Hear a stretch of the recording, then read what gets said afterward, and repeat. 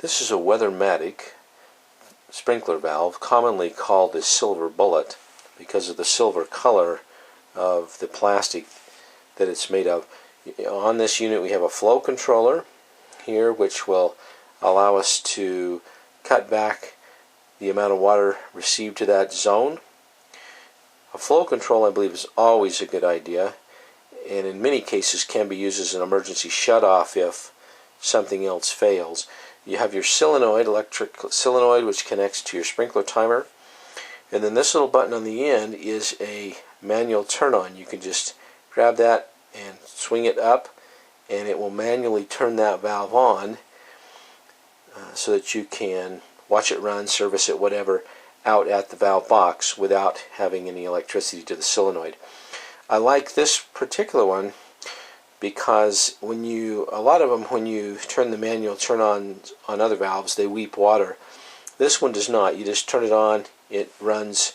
There shouldn't be any water running in the valve box, and then push the little handle back down and it turns it off. You can also, of course, turn the solenoid counterclockwise a little bit to let a little water weep out, and that will, usually on all valves, that will activate them.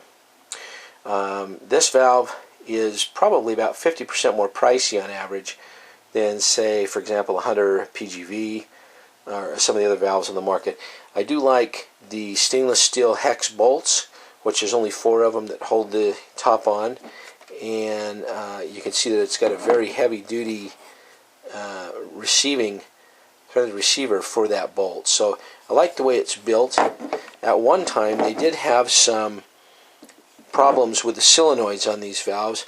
I haven't heard of any lately, but they did have, I don't know whether they had a recall, but it's been a number of years ago, and water was compromising the electric solenoid itself and causing it to corrode and not work properly.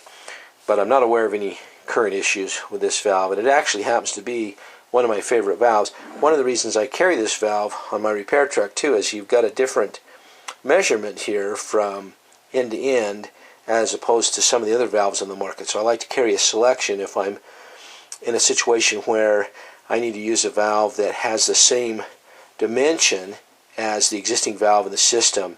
I'll carry a variety of valves that have different measurements from the end to end so that I can, as closely as possible, if not identically, match the existing valve in the box. This is what I put in on my property recently to water vegetable garden.